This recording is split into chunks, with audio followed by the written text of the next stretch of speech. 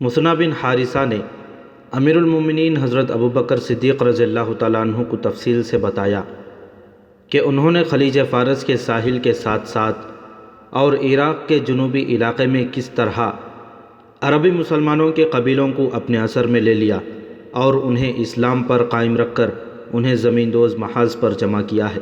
تجھ پر اللہ کی رحمت ہو ابن حارثہ۔ خلیفہ نے کہا، تو اگر یہ مشورہ دینے آیا ہے کہ میں ایرانیوں پر فوج کشی کروں تو مجھے سوچنا پڑے گا۔ کیا تو نے دیکھا نہیں کہ ایرانیوں کی فوج کی تعداد کتنی زیادہ ہے اور ان کے وسائل اور ذرائع کتنے وسیع اور لامحدود ہیں؟ ہم اپنے مستقر سے اتنی دور قلیل تعداد اور بغیر وسائل کثیر تعداد اور طاقتور فوج کے مقابلے کے قابل نہیں ہوئے، لیکن میں نے سلطنت فارس کو نظر انداز بھی نہیں کیا۔ امیر المومنین مصنع نے اپنے سینے پر ہاتھ رکھ کر کہا، اگر ایک آدمی اتنے بڑے ملک کی فوج کے ساتھ ٹکر لے سکتا ہے اور ان پر مسلمانوں کی عسکری جذبے کی دھاک بٹھا سکتا ہے تو میں اپنے اللہ کے بھروسے پر کہتا ہوں کہ ایک منظم فوج بہت کچھ کر سکتی ہے۔ میں اس آتش پرست سلطنت کی اندرونی کیفیت دیکھ آیا ہوں۔ شاہی خاندان تخت و تاج کی خاطر آپس میں دست و گریباں ہو رہا ہے۔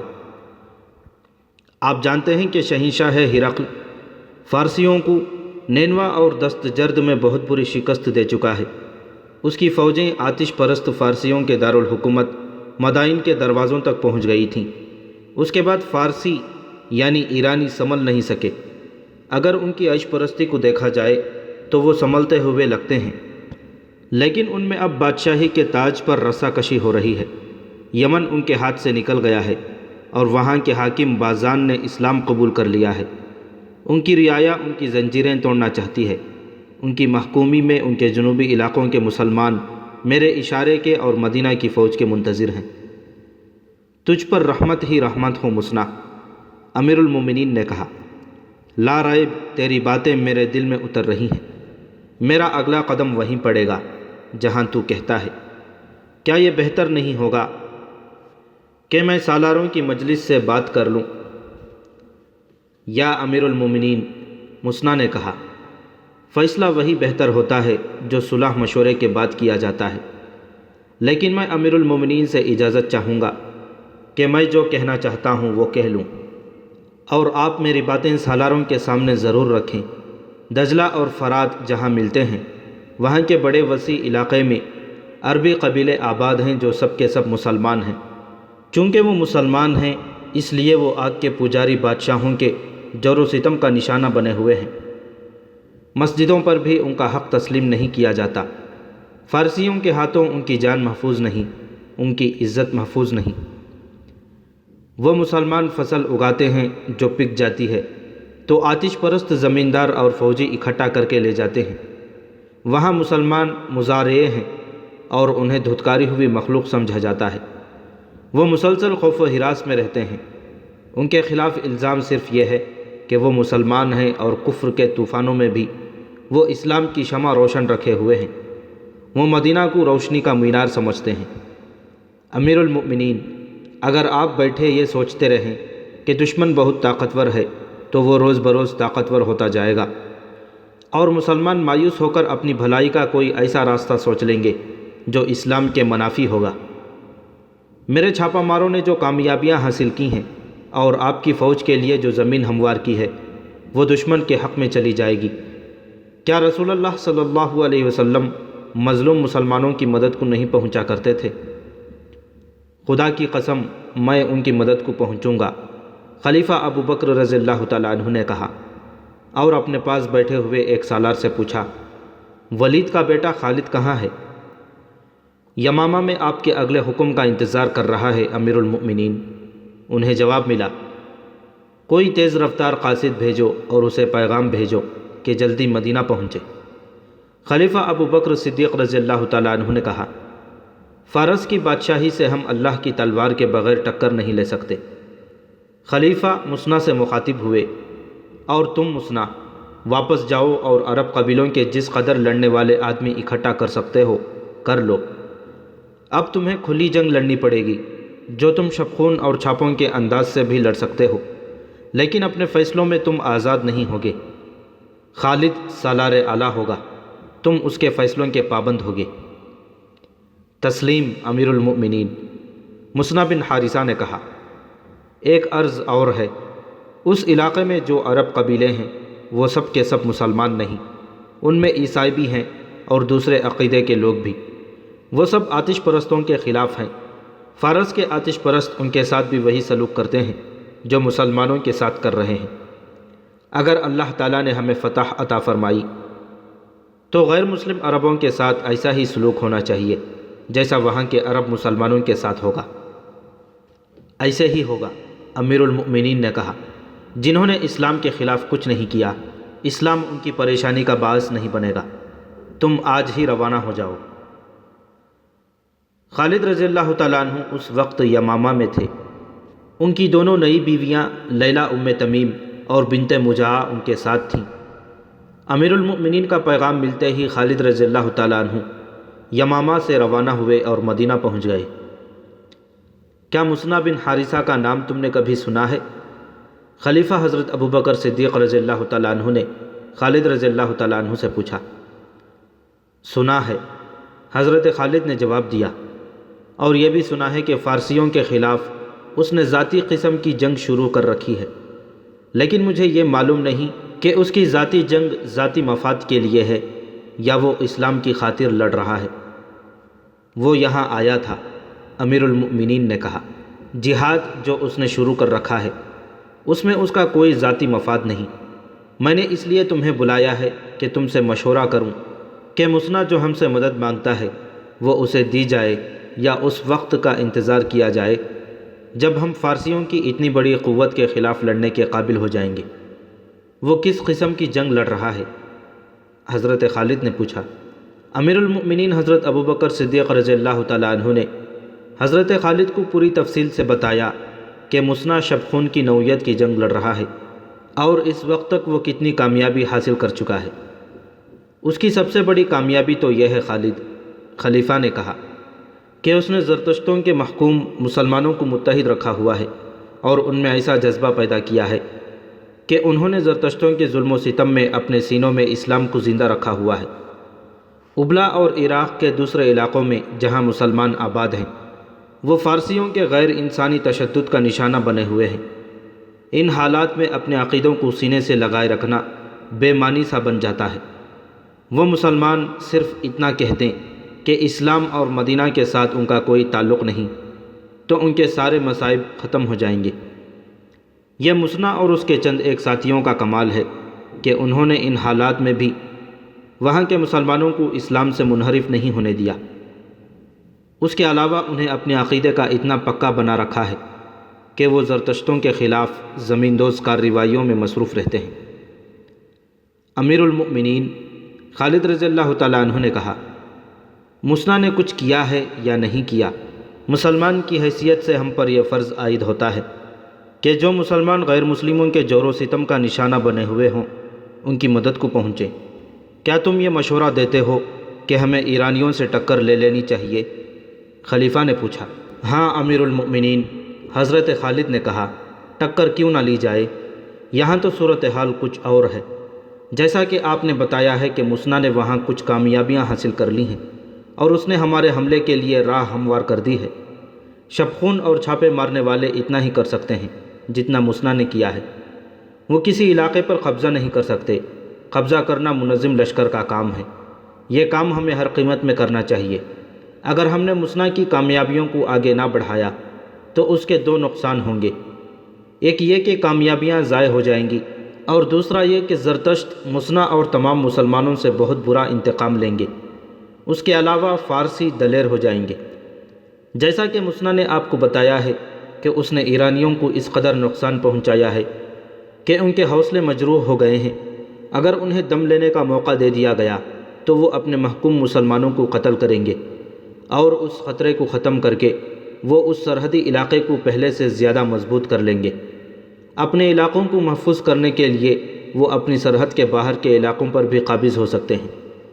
اس خطرے سے محفوظ رہنے کی یہی ایک صورت ہے کہ ہم مصنع کی مدد کو پہنچیں اور پیشتر اس کے کہ زرتشت ہماری طرف بڑھیں، ہم انہیں ان کے اپنے علاقے میں بھی پیچھے ہٹنے پر مجبور کر دیں گے۔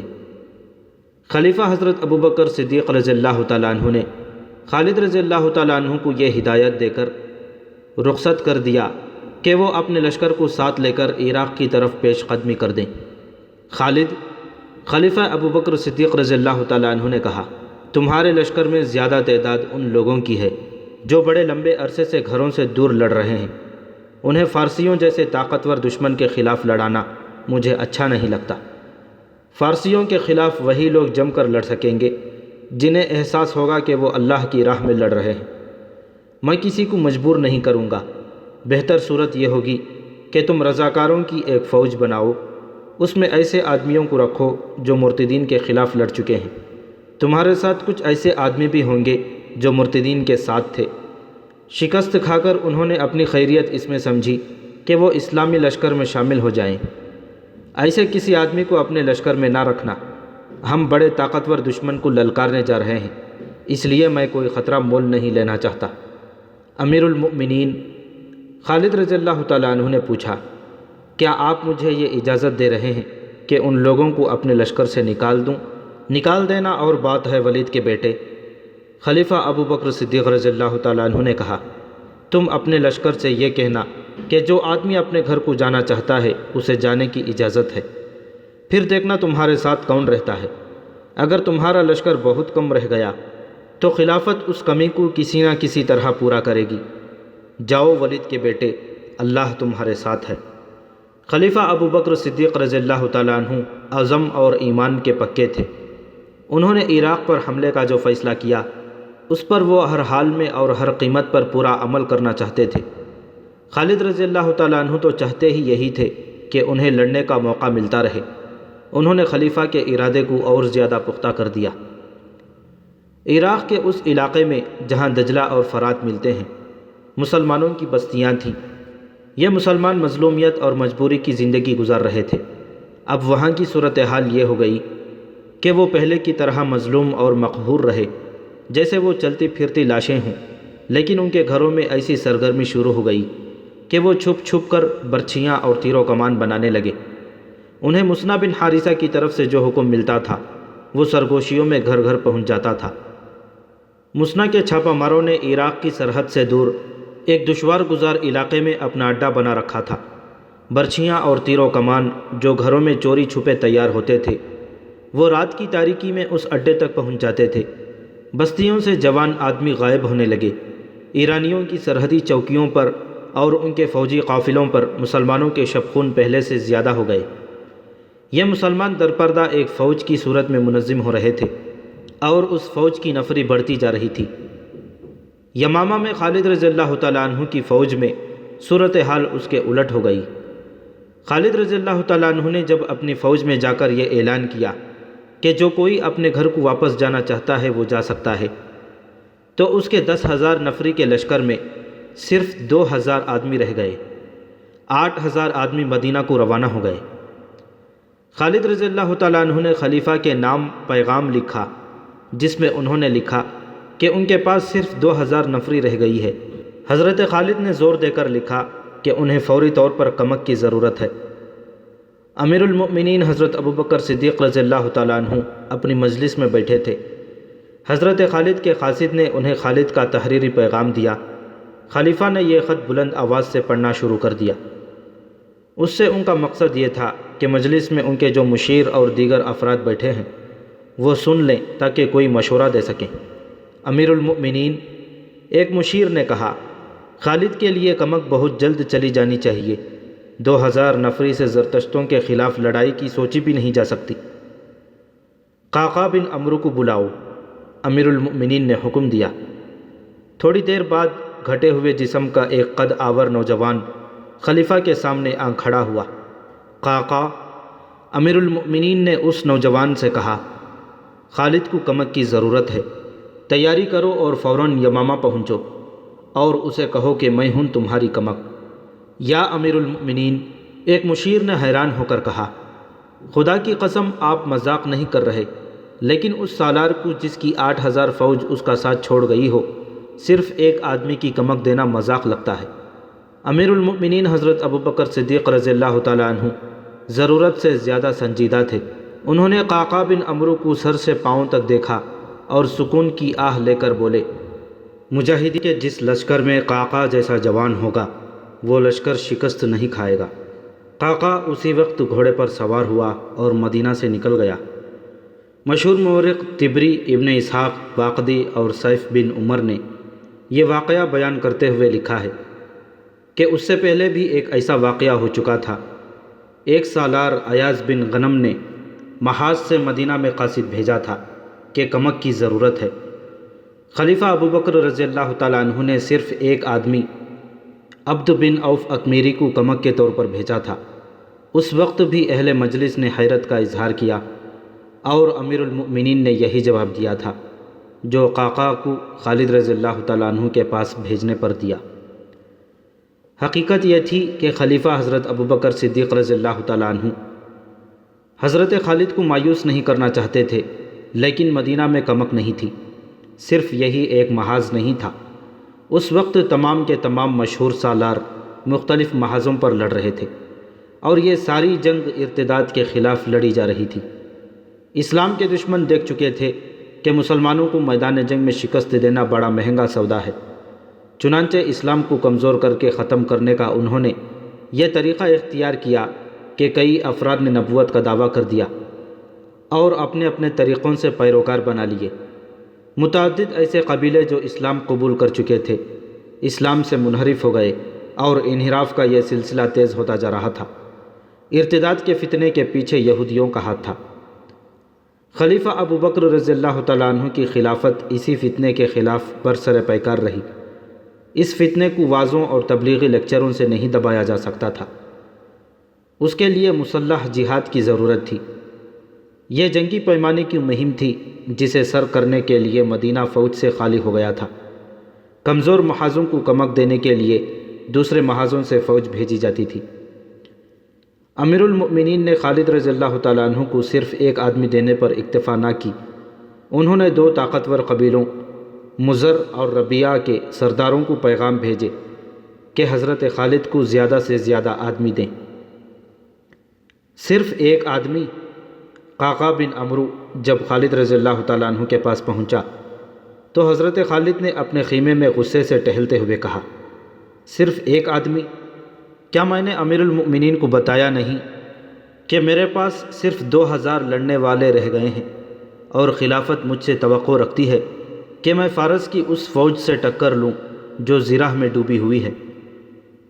میرے سالار قعقاع نے کہا، میں 8000 کی کمی پوری نہیں کر سکتا، خدا کی قسم کوئی کمی رہنے بھی نہیں دوں گا۔ وقت آنے دیں، جس رسول صلی اللہ علیہ وسلم کا کلمہ پڑھتا ہوں ان کی روح مقدس کے آگے تمہیں شرمسار نہیں ہونے دوں گا۔ آفرین عرب کے بیٹے! حسین و جمیل لیلہ تمیم نے قعقاع کے کندھے پر بڑی زور سے تھپکی دے کر کہا، جس دین کے تم پرستار ہو اسے تم جیسے نوجوان قیامت تک زندہ رکھیں گے۔ خدا کی قسم! حضرت خالد کی دوسری بیوی بنت مجاع نے پرجوش لہجے میں کہا، یہ نوجوان 8000 کی کمی پوری کر سکتا ہے، میں یمامہ میں بیٹھا نہیں رہوں گا۔ حضرت خالد نے ایسے لہجے میں کہا جیسے اپنے آپ سے بات کر رہے ہوں، مسنا میرا انتظار کر رہا ہوگا، میں اسے اکیلا نہیں چھوڑوں گا۔ لیکن خالد رضی اللہ تعالیٰ عنہ خاموش ہو گئے۔ انہوں نے اوپر دیکھا اور سرگوشی میں کہا، خدائے عزوجل، میں نے تیرے نام کی قسم کھائی ہے، اپنے نام کی خاطر میری مدد کر، مجھے ہمت اور استقلال عطا فرما کہ میں اس آگ میں کود کر اسے ٹھنڈا کر دوں جس کی زرتشت عبادت کرتے ہیں۔ میں گواہی دیتا ہوں کہ تیرے سوا عبادت کے لائق کوئی نہیں اور محمد صلی اللہ علیہ وسلم تیرے رسول ہیں۔ کیا تو ہمت ہار رہا ہے ولید کے بیٹے؟ لیلہ نے کہا، کیا تو نے نہیں کہا تھا کہ اللہ کی راہ میں لڑنے والوں کی مدد اللہ کرتا ہے؟ میں ہمت نہیں ہاروں گا، حضرت خالد نے کہا، لیکن میں شکست کا عادی نہیں، اللہ مدد کرے گا۔ خدا کی قسم میں جاہ و جلال کا طلبگار نہیں، مجھے فارس کے بادشاہ کا تخت نہیں چاہیے، مجھے وہ زمین چاہیے جو اللہ کی ہے اور اس پر بسنے والے اللہ اور اس کے رسول صلی اللہ علیہ وسلم کے نام لیوا ہوں گے۔ وہ 2000 مجاہدین جو خالد رضی اللہ تعالیٰ عنہ کے ساتھ رہ گئے تھے، یمامہ کے ایک میدان میں حضرت خالد کے سامنے کھڑے تھے۔ حضرت خالد گھوڑے پر سوار تھے۔ مجاہدین اسلام خالد رضی اللہ تعالیٰ عنہ اپنی اس قلیل فوج سے بڑی بلند آواز سے مخاطب ہوئے، اللہ تعالیٰ نے ہمیں اسلام کا نام دور دور تک پہنچانے کے لیے چنا ہے۔ وہ جنہیں اپنے گھر اور مال و عیال عزیز تھے وہ چلے گئے ہیں، ہمیں ان سے گلہ نہیں، انہوں نے خاک و خون کے راستوں پر ہمارا ساتھ دیا تھا، بڑے لمبے عرصے تک وہ ہمارے ہم سفر رہے، اللہ انہیں جہاد کا صلہ عطا فرمائے۔ تم نے میرا ساتھ نہیں چھوڑا، اس کا اجر میں نہیں اللہ دے گا، ہم بہت ہی طاقتور دشمن پر حملہ کرنے جا رہے ہیں، مت دیکھو تمہاری تعداد کتنی ہے، بدر کے میدان میں تم کتنے اور قریش کتنے تھے، احد میں بھی مسلمان تھوڑے تھے، میں اس وقت مسلمانوں کے دشمن قبیلے کا فرد تھا، تمہیں بھی ایسے موجود ہیں جو قبول اسلام سے پہلے بدر کے میدان میں مسلمانوں کے خلاف لڑے تھے، کیا ہم نے کہا نہیں تھا کہ ان تھوڑے سے مسلمانوں کو ہم گھوڑوں تلے کچل ڈالیں گے؟ کیا تمہیں یاد نہیں کہ ہم جو تعداد میں بہت زیادہ تھے ان کے ہاتھوں پسپا ہوئے تھے جو تعداد میں بہت تھوڑے تھے؟ کیوں ایسا کیوں ہوا تھا؟ اس لیے کہ مسلمان حق پر تھے اور اللہ حق پرستوں کے ساتھ ہوتا ہے، آج تم حق پرست ہو۔ خالد رضی اللہ تعالیٰ عنہ کے ہاتھ میں ایک کاغذ تھا جو انہوں نے کھول کر اپنے سامنے کیا۔ امیر المؤمنین نے ہمارے نام ایک پیغام بھیجا ہے، انہوں نے لکھا ہے، میں خالد بن ولید کو فارسیوں کے خلاف جنگ لڑنے کے لیے بھیج رہا ہوں، تم سب خالد کی قیادت میں اس وقت تک جنگ جاری رکھو گے جب تک تمہیں خلافت کی طرف سے حکم نہیں ملتا، خالد کا ساتھ نہ چھوڑنا اور دشمن کتنا ہی طاقتور کیوں نہ ہو بزدلی نہ دکھانا، تم ان میں سے ہو جنہوں نے اس اجازت کے باوجود کہ جو گھروں کو جانا چاہتے ہیں جا سکتے ہیں، اللہ کی تلوار کا ساتھ نہیں چھوڑا، تم نے اپنے لیے وہ راستہ منتخب کیا ہے جو اللہ کی راہ کہلاتا ہے، تصور میں لاؤ اس ثواب عظیم کو جو اللہ کی راہ میں چلنے والوں کو ملتا ہے، اللہ تمہارا حامی اور ناصر ہو، تمہاری کمی وہی پوری کرے گا، اسی کی رضا اور خوشنودی کے طلبگار رہو۔ ایک مورخ ازدی نے اس خط کا پورا متن اپنی تاریخ میں دیا ہے، معلوم نہیں ابن خلدون اور ابن اسیر نے جن کی تحریریں مستند مانی جاتی ہیں اس خط کا ذکر کیوں نہیں کیا۔ ان 2000 مجاہدین کو کسی وعظ یا کسی اشتعال انگیزی کی ضرورت نہیں تھی، یہ تو رضاکارانہ طور پر خالد رضی اللہ تعالیٰ عنہ کے ساتھ رہ گئے تھے، ان میں بیشتر ایسے تھے جنہوں نے رسول کریم صلی اللہ علیہ وسلم کے دست مبارک پر بیعت کی اور اسلام قبول کیا اور آپ صلی اللہ علیہ وسلم کی قیادت میں لڑائیاں لڑی تھیں۔ حضور اکرم صلی اللہ علیہ وسلم کے وصال کے بعد وہ یوں محسوس کرتے جیسے آپ صلی اللہ علیہ وسلم کی روح مقدس ان کی قیادت کر رہی ہو۔ رسول اللہ صلی اللہ علیہ وسلم کے ان شیدائیوں نے خالد رضی اللہ تعالیٰ عنہ کی اجازت سے ایک کام یہ بھی کیا کہ گھوڑوں پر سوار ہو کر یمامہ کے گرد و نواح میں نکل گئے اور بستی بستی جا کر لوگوں کو گھوڑ سواری کے مختلف کرتب دکھانے لگے، مثلاً دوڑتے گھوڑوں سے اترنا اور سوار ہونا، سرپٹ دوڑتے گھوڑوں سے نشانے پر تیر چلانا، نیزہ بازی اور گھوڑوں کو دوڑاتے ہوئے تیغ زنی کے کمالات۔ وہ نوجوانوں کو فوج میں بھرتی ہو جانے پر اکساتے اور انہیں بتاتے تھے کہ جنگ میں جا کر انہیں کیا کیا فائدے حاصل ہوں گے۔ اس کے علاوہ وہ ان لوگوں کو یہ بھی بتاتے تھے کہ وہ فوج میں بھرتی نہ ہوئے تو ایرانی آ کر انہیں اپنا غلام بنا لیں گے، جو ان سے بیگار لیں گے انہیں دیں گے کچھ بھی نہیں، اور ان کی جوان بہنوں، بیویوں اور بیٹیوں کو بھی اپنے قبضے میں لے لیا کریں گے۔ اس خطے نے ایرانیوں کو دور حکومت دیکھا تھا، پھر انہوں نے جھوٹے پیغمبروں کی شعبدہ بازیاں دیکھی تھیں، اور اب وہ مسلمانوں کی حکومت دیکھ رہے تھے۔ مسلمانوں نے انہیں غلام بنانے کی کوشش نہیں کی تھی، ان کے انداز، طور طریقے اور رہن سہن بادشاہوں جیسے یا حکمرانوں جیسے نہیں تھے، وہ عام لوگوں کی طرح رہتے، عام لوگوں کے ساتھ بات کرتے اور ان کی سنتے تھے، ان کی عورتوں کی عزت محفوظ تھی۔ ان لوگوں میں وہ بھی تھے جنہوں نے اسلام قبول کر لیا تھا، لیکن مسلمہ جیسے شعبدہ باز نے انہیں گمراہ کیا اور اسلام کے راستے سے ہٹا لیا تھا۔ انہوں نے مسلمہ کی نبوت کو مسلمانوں کے ہاتھوں بے نقاب ہوتے دیکھا اور مسلمہ کی جنگی قوت کو مسلمانوں کی قلیل نفری کی بے جگری کے آگے ریزہ ریزہ ہوتے دیکھا تھا، اور وہ محسوس کر رہے تھے کہ سچا عقیدہ اور نظریہ اسلام ہی ہے جو جھوٹ کی طاقتوں کو کچل دیتا ہے، اور وہ غیبی طاقت جو سچے کو جھوٹے پر، حق کو باطل پر فتح دیتی ہے، وہ اسلام میں مضمر ہے۔ چنانچہ یہ لوگ حضرت خالد رضی اللہ تعالیٰ عنہ کی فوج میں شامل ہونے لگے۔ یہ خالد رضی اللہ تعالیٰ عنہ کے مجاہدین کی کوشش کا حاصل تھا۔ یمامہ میں شور اٹھا، کچھ لوگ دوڑتے ہوئے بستی سے باہر چلے گئے، عورتیں چھتوں پر جا چڑھیں، افق سے گرد کی گھٹائیں اٹھ رہی تھیں اور یمامہ کی طرف بڑھی آ رہی تھیں۔ آندھی آ رہی ہے، لشکر ہے، کسی کا لشکر ہے، ہوشیار، خبردار، تیار ہو جاؤ۔ حضرت خالد ایک قلعہ نما مکان پر جا چڑھے۔ یہ آندھی نہیں، کسی کی فوج تھی۔ مرتدین کے سوا اور کس کی فوج ہو سکتی تھی؟ حضرت خالد کو افسوس ہونے لگا کہ کس برے وقت انہوں نے اپنی فوج سے کہا تھا کہ جو گھروں کو جانا چاہتے ہیں چلے جائیں۔ گرد کے جو بادل اٹھتے آ رہے ہیں، یہ بہت بڑے لشکر کی گرد تھی۔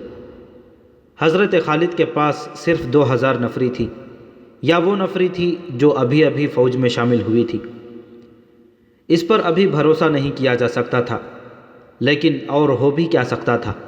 یمامہ کی آبادی تھی، اس میں لڑنے والے آدمی موجود تھے، لیکن یہ خطرہ بھی تھا کہ یہ لوگ دشمن سے مل جائیں گے، اور یہ خطرہ بھی تھا کہ یہ پیٹھ پر وار کریں گے۔ مجاہدین اسلام خالد رضی اللہ تعالیٰ عنہ نے قلعہ نما مکان کی چھت سے للکار کر کہا، بہت بڑے امتحان کا وقت آ گیا ہے، اللہ کے سوا تمہارا مددگار کوئی نہیں۔ خالد رضی اللہ تعالیٰ عنہ چپ ہو گئے، کیونکہ انہیں دفوں اور ڈھولوں کی دھمک سنائی دینے لگی تھی۔ حملہ آور دف بجاتے نہیں آیا کرتے، دھمک بلند ہوتی جا رہی تھی۔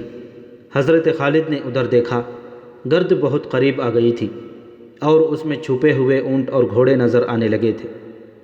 گرد کے دبیز پردے میں آنے والا لشکر نعرے لگانے لگا، اسلام کے پاسبانوں!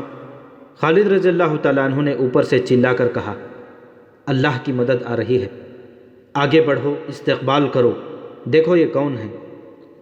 خالد رضی اللہ تعالیٰ عنہ دوڑتے نیچے اترے، اپنے گھوڑے پر کود کر سوار ہوئے اور گھوڑے کو ایڑ لگا کر بستی سے نکل گئے۔ آنے والا لشکر بستی سے کچھ دور رک گیا اور 2 گھوڑ سوار آگے بڑھے۔ خالد رضی اللہ تعالیٰ عنہ ان تک پہنچے اور گھوڑے سے اترے۔ وہ دونوں سوار بھی اتر آئے۔ وہ مضر اور ربیہ قبیلوں کے سردار تھے۔ مدینہ سے اطلاع آئی تھی کہ تمہیں مدد کی ضرورت ہے۔ ایک سردار نے کہا، میں 4000 آدمی ساتھ لایا ہوں، ان میں بیشتر سوار ہیں، گھڑ سوار بھی ہیں اور پیادے بھی، اور 4000 کی تعداد میرے قبیلے کی ہے۔ دوسرے سردار نے کہا۔ خالد رضی اللہ تعالیٰ عنہ نے فرت مسرت سے دونوں کو اپنے بازوؤں میں لے لیا اور خوشی سے کانپتی ہوئی آواز میں بولے، اللہ کی قسم، اللہ نے مجھے کبھی مایوس نہیں کیا۔ خالد رضی اللہ تعالیٰ عنہ کے پاس اب 10,000 نفری کا لشکر جمع ہو گیا تھا۔ انہوں نے مضر اور ربیہ کے سرداروں کو اچھی طرح سمجھا دیا کہ انہیں کہاں جانا ہے اور دشمن کتنا طاقتور ہے۔ ہم تمہاری مدد کو آئے ہیں ولید کے بیٹے، ایک سردار نے کہا۔ ہماری منزل وہی ہے جو تمہاری ہے۔ مدینہ سے ہمیں اطلاع ملی ہے کہ امیر لشکر تم ہو۔ دوسرے سردار نے کہا، جہاں کہو گے چلیں گے، دشمن جیسا بھی ہوگا لڑیں گے۔ خالد رضی اللہ تعالیٰ عنہ نے ایرانی سلطنت کے ایک حاکم ہرمز کے نام پیغام لکھوایا۔ اس وقت عراق ایران کی شہنشاہی کا ایک صوبہ تھا۔ اس کا حاکم یا امیر ہرمز تھا، جس کی حیثیت آج کل کے گورنر جیسی تھی۔ اس کا ذکر پیچھے آ چکا ہے۔ وہ بڑا ہی بدتنیت، جھوٹا اور فریب کار تھا۔ کمینگی میں اس کا نام ضرب المثل کے طور پر استعمال ہوتا تھا۔ حضرت خالد نے اس کے نام خط میں لکھوایا، تم اسلام قبول کر لو گے تو تمہارے لیے امن ہوگا، اگر نہیں تو اپنا علاقہ سلطنت اسلامیہ میں شامل کر دو۔ اس کے حاکم تم ہی رہو گے اور مدینہ کی خلافت کو جزیہ ادا کرتے رہو گے۔ اس کے عوض تمہاری اور تمہارے لوگوں کی سلامتی اور دفاع کے ذمہ دار ہم ہوں گے۔ اگر یہ بھی منظور نہیں تو اپنی سلامتی کے ذمہ دار تم خود ہوگے۔ اللہ ہی جانتا ہے کہ تمہارا انجام کیا ہوگا۔ فتح و شکست اللہ کے اختیار میں ہے، لیکن میں تمہیں خبردار کرنا اپنا فرض سمجھتا ہوں کہ ہم وہ قوم ہیں جو موت کی اتنی ہی عاشق ہے جتنی تمہیں زندگی عزیز ہے۔ میں نے اللہ کا پیغام تم تک پہنچا دیا ہے۔ حضرت خالد نے یہ خط ایک ایلچی کو دے کر کہا کہ وہ 2 محافظ اپنے ساتھ لے جائے اور جس قدر تیز جا سکتا ہے یہ پیغام ہرمز تک پہنچائے اور جواب لائے۔ تمہاری واپسی تک میں یمامہ میں نہیں ہوں گا۔ خالد رضی اللہ تعالیٰ عنہ نے ایلچی سے کہا، مجھے عراق کی سرحد پر کہیں ڈھونڈ لینا، ابلا کو یاد رکھنا، وہاں سے تمہیں پتہ چل جائے گا کہ میں کہاں ہوں۔ ایلچی کی روانگی کے فوراً بعد خالد رضی اللہ تعالیٰ عنہ نے 10,000 کے لشکر کو کوچ کا حکم دے دیا۔ خالد رضی اللہ تعالیٰ عنہ کو معلوم نہیں تھا کہ اللہ کی ابھی اور مدد اس کی منتظر ہے۔ امیر المؤمنین حضرت ابوبکر صدیق رضی اللہ تعالیٰ عنہ نے شمال مشرقی عرب کے علاقوں میں آباد 3 قبیلوں کے سرداروں مزعور بالعدی، حرملہ اور سلمہ کو پیغام بھیجے تھے کہ اپنے اپنے قبیلے کے زیادہ سے زیادہ ایسے آدمی مسنہ بن حارثہ کے پاس لے جائیں جنہیں جنگ کا تجربہ ہو اور جو پیٹھ دکھانے والے نہ ہوں۔ انہیں یہ بھی لکھا گیا تھا کہ خالد رضی اللہ تعالیٰ عنہ اپنی فوج لے کر آ رہا ہے اور ان کا اور اپنے لشکر کا سالار اعلیٰ ہوگا۔ ابلا اور دیگر ایسے علاقوں میں جہاں عربی مسلمان ایرانیوں کے محکوم تھے صورتحال کچھ اور ہی ہو چکی تھی۔ پہلے مسنہ بن حارثہ نے ان بستیوں کے چند ایک جوشیلے جوانوں کو ایرانیوں کے فوجی چوکیوں اور فوجی قافلوں پر شبخون مارنے کے لیے اپنے ساتھ رکھا ہوا تھا، لیکن اب اس محکوم آبادی میں سے ایک فوج تیار کرنی تھی۔ کچھ فوج تو اس نے اپنے قبیلے بکر بن وائل سے تیار کر لی تھی، جو مدینہ کے ایک سالار علا بن حضرمی کی دوش بدوش عراق کی سرحد کے علاقوں میں مرتدین کے خلاف لڑی بھی تھی۔ مسنہ نے ایرانیوں کے محکوم مسلمانوں کو اطلاع بھیج دی تھی کہ جس قدر جوان آدمی وہاں سے نکل کر باہر آ سکیں آ جائیں۔ مسلمانوں کا وہاں سے نکلنا خطرے سے خالی نہیں تھا، کیونکہ زرتشتوں کی فوج مسلمانوں کی بستیوں پر کڑی نظر رکھتی تھی۔ انہیں معلوم تھا کہ ان پر شبخون مارنے والے یہی مسلمان ہیں۔ اب ایران کی فوج کو نئے احکام ملے تھے۔ یہ احکام جاری کرنے والا عراقی صوبے کا حاکم ہرمز تھا۔ چند ہی دن پہلے کا واقعہ تھا کہ خالد رضی اللہ تعالیٰ عنہ کا ایلچی ہرمز کے دربار میں پہنچا۔ یہ شہنشاہوں کا دربار تھا۔ ہرمز کو جب اطلاع دی گئی کہ مدینہ کے سالار خالد کا ایلچی آیا ہے تو ہرمز نے چہرے پر نفرت اور رعونت کے آثار پیدا کر لیے تھے۔ میں کسی مسلمان کی صورت دیکھنا نہیں چاہتا، اس نے کہا تھا، لیکن میں دیکھنا چاہتا ہوں کہ وہ کیوں آیا ہے۔ زرتشت کی قسم، ایک درباری نے اٹھ کر ہرمز سے کہا، خالد کا ایلچی کوئی پیغام لایا ہوگا جو اس کی اپنی موت کا پیغام ثابت ہوگا۔ لے آؤ اسے اندر، ہرمز نے کہا۔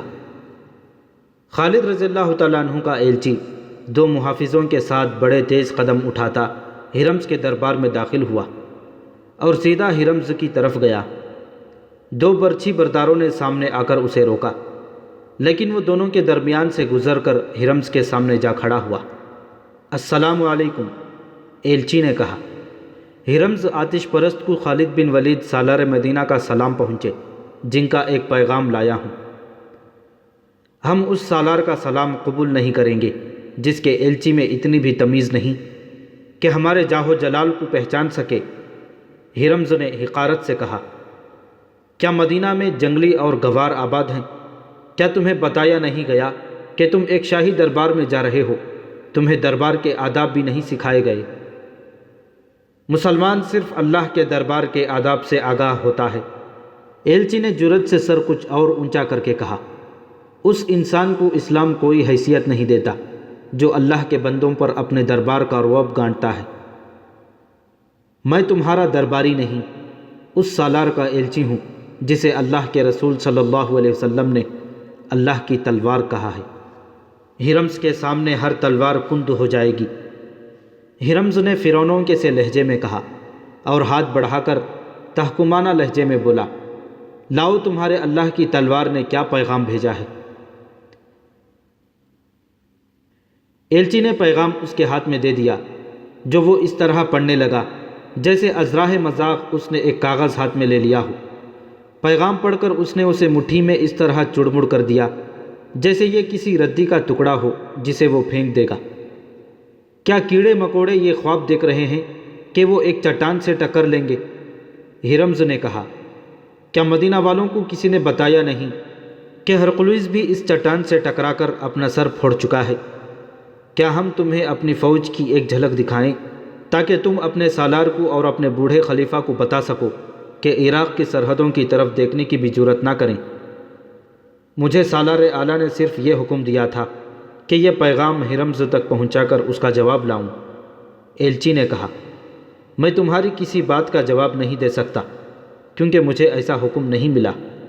تم جیسے ایلچی کے ساتھ ہم یہ سلوک کیا کرتے ہیں کہ اسے قید خانے میں پھینک دیتے ہیں۔ ہرمز نے کہا، اگر ہم رحم کریں تو اسے قید خانے کی اذیت سے بچانے کے لیے جلاد کے حوالے کر دیتے ہیں۔ میری جان میرے اللہ کے ہاتھ میں ہے۔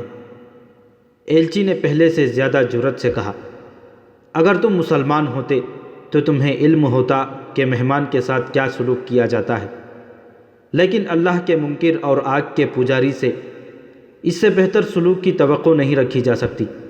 مجھے جلاد کے حوالے کر دو، لیکن یہ سوچ لو کہ مسلمان میرے اور میرے محافظوں کے خون کے ایک ایک خطرے کا انتقام لیں گے۔ ہرمز بدک کر سیدھا ہو بیٹھا، غصے سے اس کی آنکھیں لال سرخ ہو گئیں۔ ویسی ہی سرخی اس کے چہرے پر آ گئی جیسے وہ خالد رضی اللہ تعالیٰ عنہ کے اس ایلچی کو کچا چبا جائے گا۔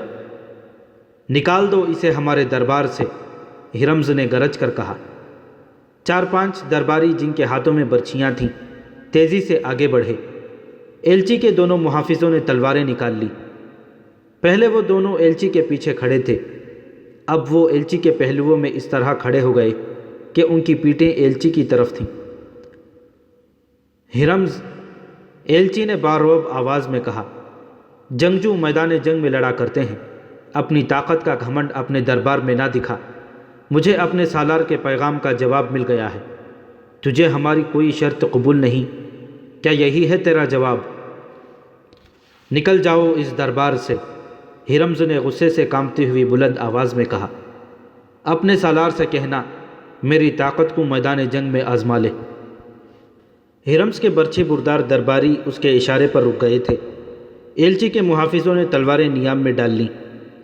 ایلچی پیچھے کو مڑا اور تیز قدم دربار سے نکل گیا۔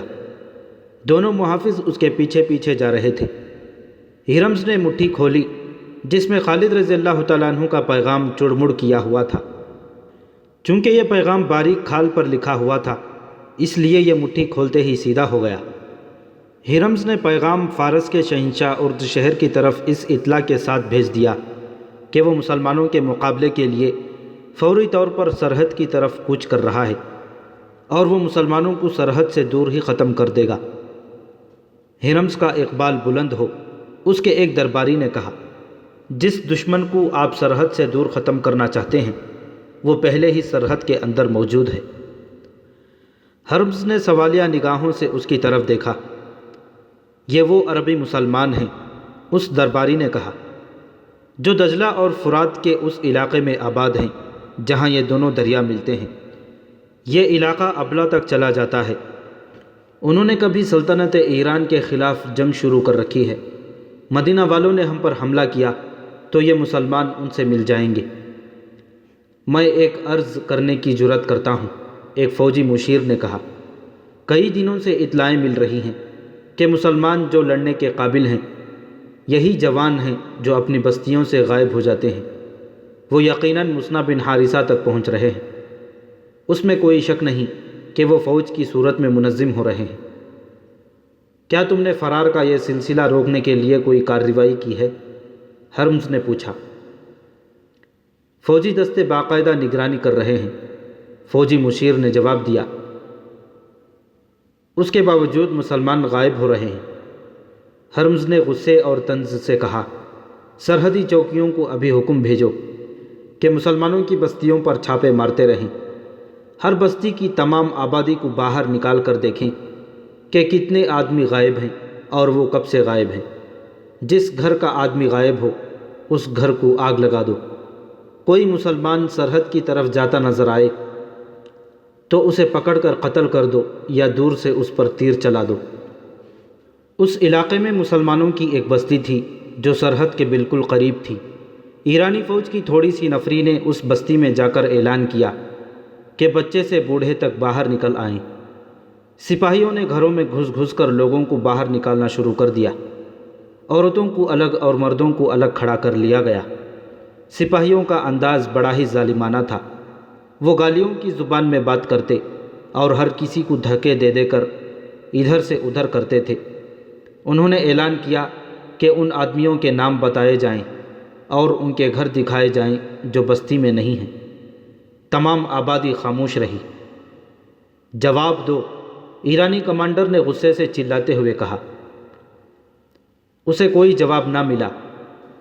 کمانڈر نے آگے بڑھ کر ایک بوڑھے آدمی کو گریبان سے پکڑ کر اپنی طرف گھسیٹا اور اس سے پوچھا کہ اس ہجوم میں کون کون نہیں ہے۔ مجھے معلوم نہیں، بوڑھے نے جواب دیا۔ کمانڈر نے نیام سے تلوار نکال کر بوڑھے کے پیٹ میں گھونپ دی اور تلوار زور سے باہر کو کھینچی۔ بوڑھا دونوں ہاتھ پیٹ پر رکھ کر گر پڑا۔ کمانڈر ایک بار پھر لوگوں کی طرف متوجہ ہوا۔ اچانک ایک طرف سے 8-10 گھوڑے سرپٹ دوڑتے آئے۔ ان کے سواروں کے ہاتھوں میں برچیاں تھیں۔ ایرانی فوجی دیکھنے بھی نہ پائے تھے کہ یہ کون ہیں۔ ان میں سے کئی ایک کے جسموں میں برچیاں اتر چکی تھیں اور گھوڑے جس طرح آئے تھے اسی طرح سرپٹ دوڑتے بستی سے نکل گئے۔ ایرانی فوجیوں کی تعداد 40-50 تھی۔ ان میں بھگدڑ مچ گئی۔ ان میں سے 8-10 زمین پر پڑے تڑپ رہے تھے۔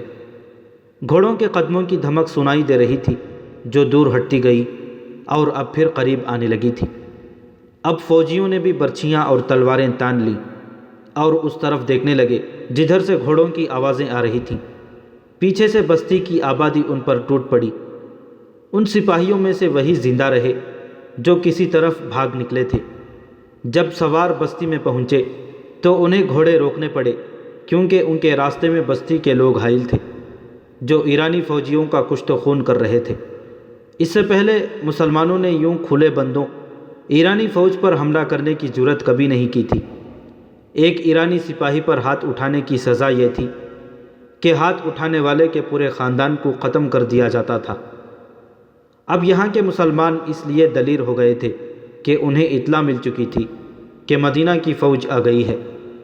جن سواروں نے ایرانی فوجیوں پر حملہ کیا تھا وہ کچھ اس بستی کے رہنے والے جوان تھے، کچھ دوسری بستیوں کے تھے۔ یہ محض اتفاق تھا کہ وہ مصنع بن حارثہ کی طرف جاتے ہوئے اس بستی کے قریب سے گزر رہے تھے۔ انہوں نے اس بستی کی آبادی کو باہر کھڑے دیکھا اور ایرانی فوجیوں کو بھی دیکھا۔ وہ چھپ کر آگے نکل سکتے تھے لیکن ایرانی کمانڈر نے بوڑھے کے پیٹ میں تلوار گھونپی تو سب نے آپس میں صلح مشورہ کیے بغیر گھوڑوں کے رخ اس طرف کر لیے۔ ایرانی فوجیوں نے تو انہیں جاتے ہوئے دیکھا ہی نہیں۔ یہ اللہ کی مدد تھی جو اس مظلوم بستی کو بروقت مل گئی۔ یہ بستی تو خوش قسمت تھی کہ اسے مدد مل گئی اور ایرانیوں کی بھیانک سزا سے بچ گئی۔ مسلمانوں کی دوسری بستیوں پر تو جیسے قیامت ٹوٹ پڑی ہو۔ ہر بستی کے ہر گھر کی تلاشی ہو رہی تھی۔ یہ دیکھا جا رہا تھا کہ کتنے آدمی غائب ہو چکے ہیں۔ ہر بستی میں ایرانی کئی آدمیوں کو قتل کر رہے تھے۔ بعض مکانوں کو انہوں نے نظر آتش بھی کر دیا۔ 3-4 روز یہ سلسلہ چلتا رہا۔ اس کے بعد ایرانی فوج کو بستیوں کی طرف توجہ دینے کی مہلت نہ ملی۔ ہرمز اپنی فوج لے کر آ گیا۔ سرحدی فوج کو بھی اس وقت اپنے ساتھ لے لیا اور سرحد سے نکل گیا۔ اس کا ارادہ یہ تھا کہ حضرت خالد کو وہ سرحد سے دور روک لے گا۔ ہرمز کی پیش قدمی بہت تیز تھی۔ مارچ 633 عیسوی کا تیسرا ہفتہ تھا جب خالد رضی اللہ تعالیٰ عنہ نے یمامہ سے 10,000 فوج لے کر کوچ کیا تھا۔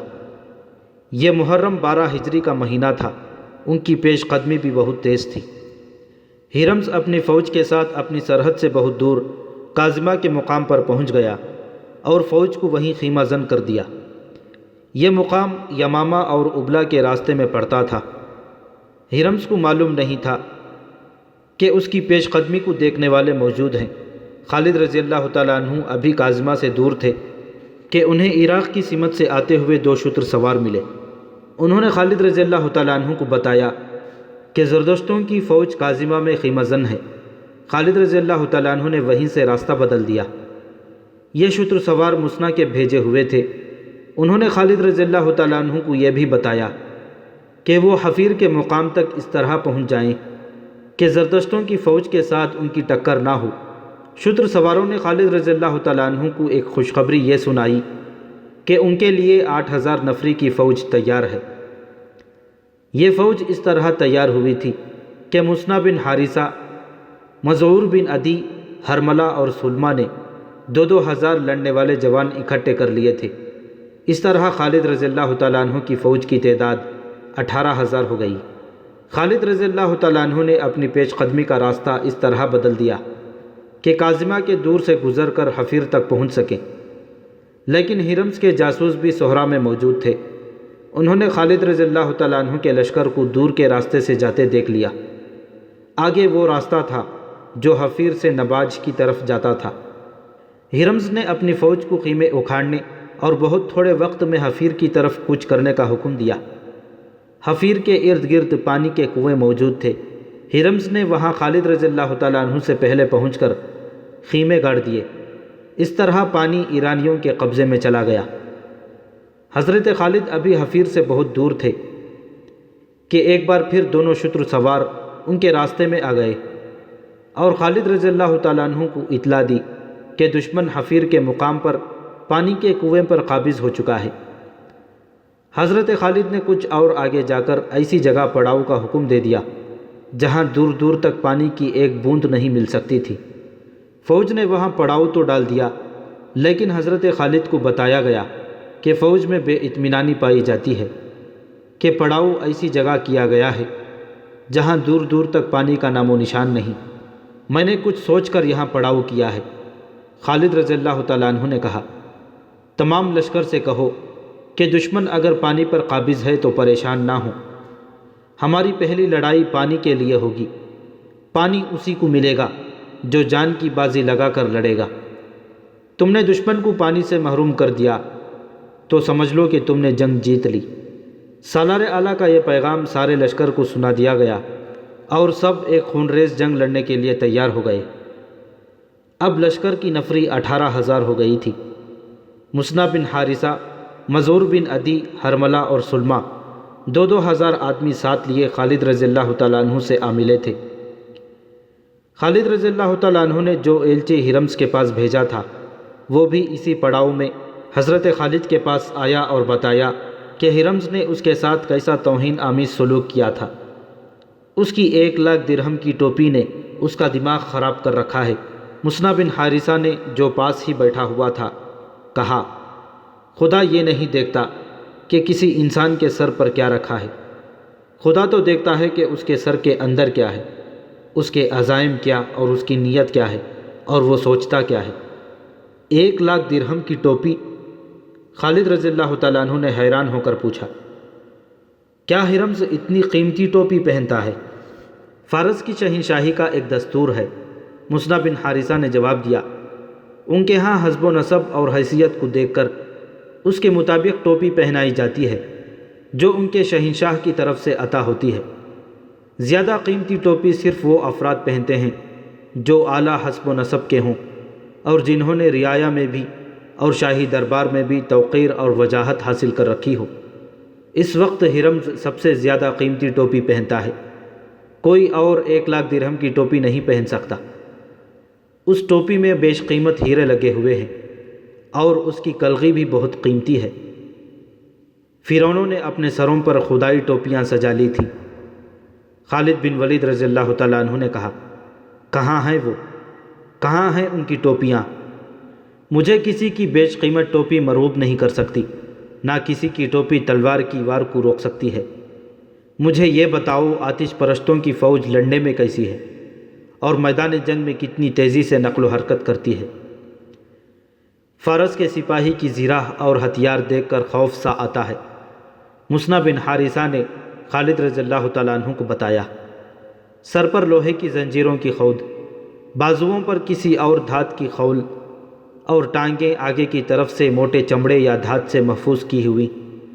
ہتھیار اتنے کہ ہر سپاہی کے پاس ایک برچھی، ایک تلوار، ایک وزنی گرز، ایک کمان اور ایک ترکش ہوتی ہے، جس میں ہر سپاہی 30 تیر رکھتا ہے۔ اور لڑنے میں کیسے ہیں؟ جرأت اور عقل سے لڑتے ہیں۔ مسنا بن حارثہ نے جواب دیا، ان کی دلیری مشہور ہے۔ مسنا، خالد رضی اللہ تعالیٰ عنہ نے کہا، کیا تم نے محسوس نہیں کیا کہ آتش پرستوں کے سپاہی کتنے کمزور ہیں اور ان کی جرأت کی حد کیا ہے؟ ان کی جرأت کی حد آہنی خود اور بازوؤں اور ٹانگوں پر چڑھائے ہوئے خولوں کی ہے۔ وہ نہیں جانتے کہ جذبہ لوہے کو کاٹ دیا کرتا ہے۔ لوہے کی تلوار اور برچھی کی انی جذبے کو نہیں کاٹ سکتی۔ زرہ اور دھات یا چمڑے کے خول حفاظت کے جھوٹے ذریعے ہیں۔ ایک خول کٹ گیا تو سپاہی اپنے آپ کو غیر محفوظ سمجھنے لگتا ہے، پھر اس میں اتنی جرأت نہیں رہ جاتی کہ وہ اپنے آپ کو بچانے کی اور بھاگنے کی کوشش کرتا ہے۔ اللہ کے سپاہی کی زرہ اس کا عقیدہ اور ایمان ہے۔ میں تمہیں فارسیوں کی ایک اور کمزوری دکھاؤں؟ خالد رضی اللہ تعالیٰ عنہ نے قاصد سے کہا، سالاروں اور کمانڈروں کو فوراً بلاؤ، فوری طور پر کاظمہ کی طرف کوچ کرو۔ خالد رضی اللہ تعالیٰ عنہ نے حکم دیا اور کوچ بہت تیز ہو۔ ہرمز حفیرہ کے علاقے میں پڑاؤ کیے ہوئے تھا۔ وہ کاظمہ سے اپنی فوج کو یہاں لایا تھا کہ حضرت خالد کا لشکر حفیرہ کی طرف آ گیا تھا۔ اب یہ لشکر پھر کاظمہ کی طرف جا رہا تھا۔ دونوں فوجوں کے چند ایک گھوڑ سوار ایک دوسرے کی خیمہ گاہ کو دیکھتے رہتے تھے۔ ہرمز کو اطلاع ملی کہ مسلمانوں کا لشکر کاظمہ کی طرف کوچ کر گیا ہے، تو ہرمز نے اپنی فوج کو کاظمہ کی طرف کوچ کا حکم دے دیا۔ ہرمز کو ابلا کا بہت فکر تھا۔ یہ ایرانیوں کی بادشاہی کا بہت اہم شہر تھا۔ یہ تجارتی مرکز تھا۔ ہندوستان کو تاجروں کے قافلے یہیں سے جایا کرتے تھے، اور ہندوستان خصوصاً ہند کا مال اسی مقام پر آیا کرتا تھا۔ یہ ایرانیوں کا فوجی مرکز بھی تھا۔ اس علاقے میں رہنے والے مسلمانوں کو دبائے رکھنے کے لیے ابلا میں فوج رکھی گئی تھی۔ ہرمز کی کوشش یہ تھی کہ خالد رضی اللہ تعالیٰ عنہ کا لشکر ابلا تک نہ پہنچ سکے۔ ہرمز کو ابلا پہلے سے زیادہ خطرے میں نظر آنے لگا، کیونکہ مسلمان ابلا کے جنوب میں کاظمہ کی طرف جا رہے تھے۔ مسلمانوں کے لیے کوچ اتنا مشکل نہ تھا جتنا ایرانیوں کے لیے دشوار تھا۔ مسلمانوں کے پاس اونٹ اور گھوڑے خاصے زیادہ تھے، سپاہی ہلکے پھلکے تھے، وہ آسانی سے تیز چل سکتے تھے۔ ان کے مقابلے میں ایرانی سپاہی زرہ اور ہتھیاروں سے لدے ہوئے تھے، اس لیے وہ تیز نہیں چل سکتے تھے۔ 1-2 دن ہی پہلے وہ کاظمہ سے حفیرہ آئے تھے۔ اس کوچ کی تھکن ابھی باقی تھی کہ انہیں ایک بار پھر کوچ کرنا پڑا، اور وہ بھی بہت تیز، تاکہ مسلمانوں سے پہلے کاظمہ کے علاقے میں پہنچ جائیں۔ اس کوچ نے راستے میں ہی انہیں تھکا دیا۔ ہرمز کی فوج جب کاظمہ میں مسلمانوں کے بالمقابل پہنچی تو نڈھال ہو چکی تھی۔ مسلمان سپاہی صحرائی لڑائیوں اور صحرا میں نقل و حرکت کے عادی تھے۔ خالد رضی اللہ تعالیٰ عنہ نے ہرمز کو یہ تاثر دینے کے لیے کہ وہ اپنے لشکر کو آرام نہیں کرنے دے گا، لشکر کو 3 حصوں میں تقسیم کر دیا۔ خود قلب میں رہے۔ دائیں اور بائیں پہلوؤں کی کمان عاصم بن عمرو اور عدی بن حاتم کے پاس تھی۔ عاصم بن عمرو قعقاع بن عمرو کے بھائی تھے، اور عدی بن حاتم قبیلہ طے کے سردار تھے، جو دراز قد مضبوط جسم والے بڑے بہادر جنگجو تھے۔ خالد رضی اللہ تعالیٰ عنہ کو اپنی فوج کو لڑائی کی ترتیب میں کرتے دیکھ کر ہرمز نے بھی اپنی فوج کو 3 حصوں میں تقسیم کر دیا۔ قلب میں وہ خود رہا اور دونوں پہلوؤں کی کمان شاہی خاندان کے 2 افراد قباز اور انوش جان کو دی۔ ہرمز دیکھ رہا تھا کہ اس کی فوج پسینے سے نہا رہی ہے اور سپاہیوں کی سانسیں پھولی ہوئی ہیں۔ انہیں آرام کی ضرورت تھی، لیکن مسلمان جنگی ترتیب میں آ چکے تھے۔ ہرمز نے اپنی فوج کی ترتیب ایسی رکھی کہ کاظمہ شہر اس کی فوج کے پیچھے آ گیا۔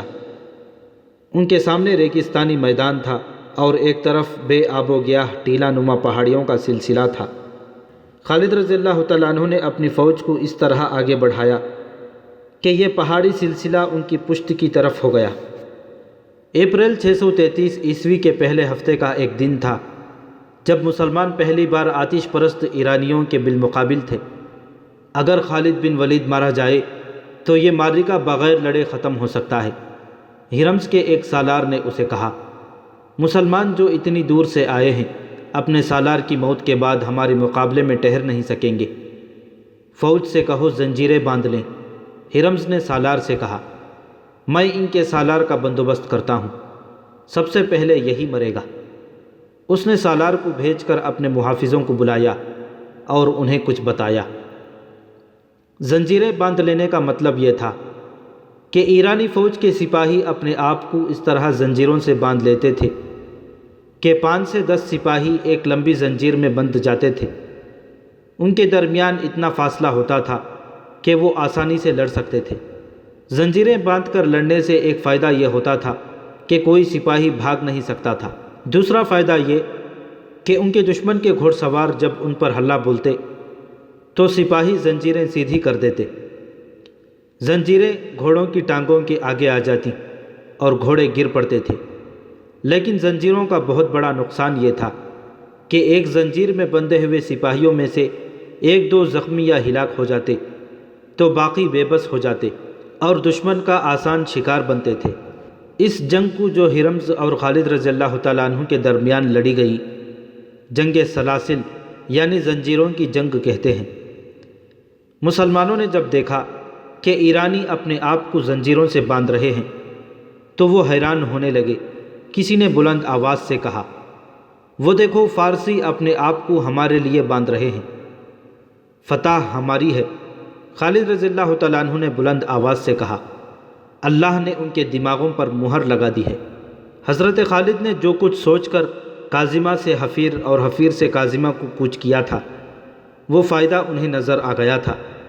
ہرمز کی فوج جو زرہ اور ہتھیاروں سے لدی ہوئی تھی لڑائی شروع ہونے سے پہلے ہی تھک گئی تھی۔ حضرت خالد نے ایرانیوں کو آرام کی مہلت نہیں دی تھی۔ اب ایرانیوں نے اپنے آپ کو زنجیروں میں باندھ لیا تھا۔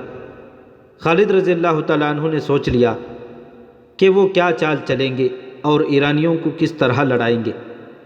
ہرمز نے اپنے گھوڑے کو ایڑ لگائی اور دونوں فوجوں کے درمیان ایسی جگہ آ کر رک گیا جہاں زمین کٹی پھٹی اور کہیں کہیں ٹیلے تھے۔ اس کے محافظ اس سے کچھ دور آ کر رک گئے۔ کہاں ہے خالد؟ ہرمز نے للکار کر کہا، آ میرے مقابلے میں، پہلے میرا اور تیرا مقابلہ ہو جائے۔ یہ اس زمانے کا دستور تھا کہ جنگ شروع ہونے سے پہلے دونوں فوجوں کے سالار ذاتی مقابلوں کے لیے ایک دوسرے کو للکارتے تھے۔ دونوں فوجوں کے آدمی انفرادی طور پر آگے جا کر تلواروں سے بھی لڑتے تھے اور کشتی بھی کرتے تھے۔ نتیجہ دونوں میں سے ایک کی موت ہوتا تھا۔ جنگ سلاسل میں ہرمز نے خود آ کر خالد رضی اللہ تعالیٰ عنہ کو انفرادی مقابلے کے لیے للکارا۔ ہرمز مانا ہوا جنگجو اور بہادر آدمی تھا۔ تیغ زنی کی مہارت کے علاوہ اس کے جسم میں بہت طاقت تھی۔ خالد رضی اللہ تعالیٰ عنہ کی عمر 48 سال ہو چکی تھی۔ وہ جنگی چالوں کے ماہر تھے، ان کے جسم میں اچھی خاصی طاقت تھی، لیکن ہرمز زیادہ طاقتور تھا۔ اس کی للکار پر خالد رضی اللہ تعالیٰ عنہ نے گھوڑے کو ایڑ لگائی اور ہرمز کے سامنے جا رکے۔ ہرمز گھوڑے سے اترا اور خالد رضی اللہ تعالیٰ عنہ کو گھوڑے سے اترنے کا اشارہ کیا۔ دونوں نے تلواریں نکال لی۔ دونوں نے ایک دوسرے پر بڑھ بڑھ کر وار کیے، پینترے بدلے، گھوم گھوم کر ایک دوسرے پر آئے، مگر تلواریں آپس میں ہی ٹکراتی رہیں۔ پھر خالد رضی اللہ تعالیٰ عنہ کے ہاتھوں اور پینتروں میں پھرتی آ گئی۔ دونوں فوجیں شور و غل بپا کر رہی تھیں۔ ہرمز محسوس کرنے لگا کہ وہ حضرت خالد کی تلوار سے بچ نہیں سکے گا۔ وہ تیزی سے پیچھے ہٹ گیا اور اس نے تلوار پھینک دی۔ تلواریں فیصلہ نہیں کر سکیں گی، ہرمز نے کہا۔ آ خالد، ہتھیار کے بغیر آ اور کشتی لڑ۔ خالد رضی اللہ تعالیٰ عنہ تلوار پھینک کر کشتی کے لیے آگے بڑھے اور دونوں گتھم گتھا ہو گئے۔ کشتی میں ہرمز کا پلہ بھاری نظر آتا تھا، مگر مورخ لکھتے ہیں کہ ہرمز کی چال کچھ اور تھی۔ اس نے اپنے محافظوں کو پہلے ہی بتا رکھا تھا کہ وہ جب خالد رضی اللہ تعالیٰ عنہ کو اتنی مضبوطی سے پکڑ لے کہ حضرت خالد ہلنے کے قابل نہ رہیں تو محافظ دونوں کو اس طرح گھیرے میں لے لیں کہ ان کی نیت اور ارادے پر شک نہ ہو۔ یعنی وہ تماشائی بنے رہیں اور ان میں سے ایک محافظ خنجر نکال کر حضرت خالد کا پیٹ چاک کر دے۔ جنگجو اس طرح دھوکہ نہیں دیا کرتے تھے، لیکن ہرمز کمینگی کی وجہ سے مشہور تھا۔ ہرمز کے محافظ آگے بڑھ آئے اور اپنی فوج کے نعرے لگاتے نرغے کی ترتیب میں ہوتے گئے۔ وہ گھوڑوں پر سوار نہیں تھے، وہ گھیرا تنگ کرتے گئے حتیٰ کہ دونوں کے قریب چلے گئے۔ خالد رضی اللہ تعالیٰ عنہ کی توجہ بڑھ گئی۔ ہرمز نے پھرتے سے خالد رضی اللہ تعالیٰ عنہ کے دونوں بازو اس طرح جکڑ لیے کہ اس کے بازو خالد رضی اللہ تعالیٰ عنہ کی بغلوں میں تھے۔ محافظ اور قریب آ گئے۔ ہرمز نے اپنی زبان میں محافظوں سے کچھ کہا۔ حضرت خالد اس کی زبان کو تو سمجھ نہ سکے، اشارہ سمجھ گئے۔ انہوں نے خطرے کو بھانپ لیا اور جسم کی تمام تر طاقت صرف کر کے اتنی زور سے گھومے کہ ہرمز کو بھی اپنے ساتھ گھما لیا۔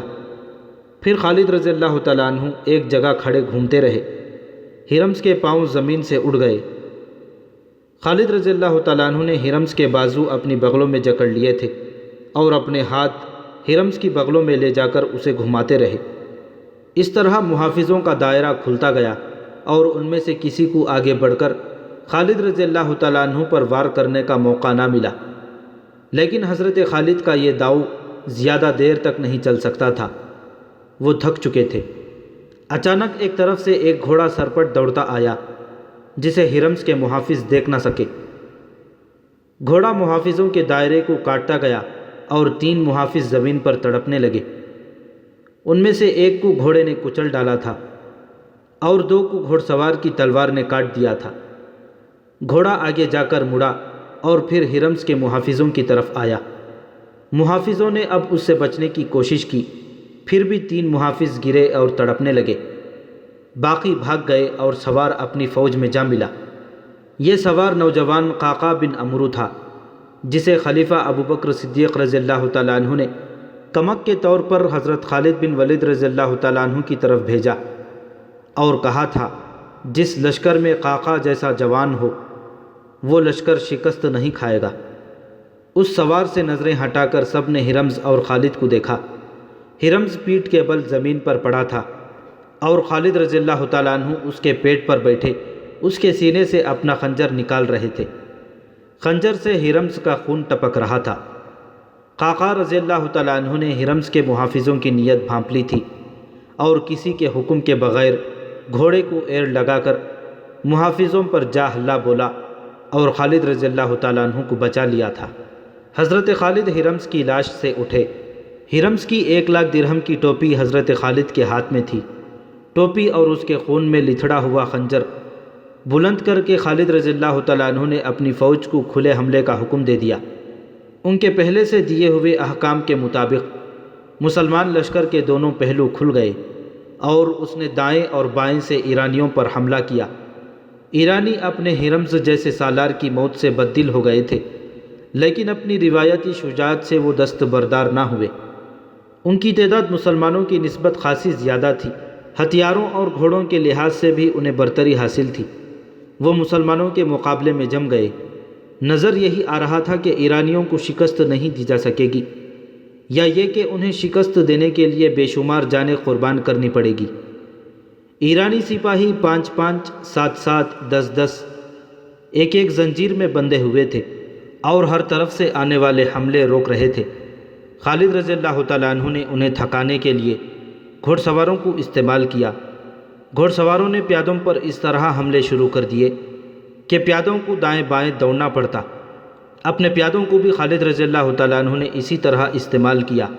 ایرانی پیادوں کو بھاگنا دوڑنا پڑا، ان کے مقابلے میں مسلمان تیزی سے حرکت کر سکتے تھے۔ آخر ایرانیوں میں سستی اور تھکن کے آثار نظر آنے لگے۔ انہوں نے اپنی روایت کے مطابق جو زنجیریں باندھ رکھی تھیں اور ان کے پاؤں کی بیڑیاں بن گئیں، ہتھیاروں کی برتری وبال جان بن گئی۔ ایرانیوں کی تنظیم اور ترتیب بکھرنے لگی۔ ان کے قلب کی کمان تو ہرمز کے مرتے ہی ختم ہو گئی تھی۔ ان کے پہلوؤں کے سالاروں قباز اور انوش جان نے شکست یقینی دیکھی تو پسپائی کا حکم دے دیا۔ پسپا وہی ہو سکے جو زنجیروں میں بندھے ہوئے نہیں تھے۔ ان میں زیادہ گھوڑ سوار تھے قباض اور انوشجان پہلوؤں سے اپنے فوج کی بہت سی نفری بچا کر لے گئے، لیکن قلب کے ہزاروں سپاہی مسلمانوں کے ہاتھوں کٹ گئے۔ یہ تو آتش پرستوں کا قتل عام تھا جو سورج غروب ہونے کے بعد تک جاری رہا۔ شام تاریک ہو گئی تو یہ خونی سلسلہ رک گیا۔ مسلمانوں نے ایک بڑے ہی طاقتور دشمن کو بہت بری شکست دے کر ثابت کر دیا کہ نفری کی افراد اور ہتھیاروں کی برتری سے فتح حاصل نہیں کی جا سکتی، جذبہ لڑا کرتا ہے۔ اگلے روز مال غنیمت اکٹھا کیا گیا۔ خالد رضی اللہ تعالیٰ عنہ نے اسے 5 حصوں میں تقسیم کیا۔ 4 حصے اپنے لشکر میں تقسیم کر دیے اور ایک حصہ مدینہ خلیفہ حضرت ابوبکر صدیق رضی اللہ تعالیٰ عنہ کو بھیج دیا۔ ہرمز کی 1 لاکھ درہم کی ٹوپی بھی خالد رضی اللہ تعالیٰ عنہ نے خلیفہ کو بھیج دی۔ خلیفہ نے یہ ٹوپی خالد رضی اللہ تعالیٰ عنہ کو واپس بھیج دی، کیونکہ ذاتی مقابلوں میں مارے جانے والے کا مال غنیمت جیتنے والے کا حق ہوتا ہے۔ یہ ٹوپی خالد رضی اللہ تعالیٰ عنہ کی ملکیت تھی۔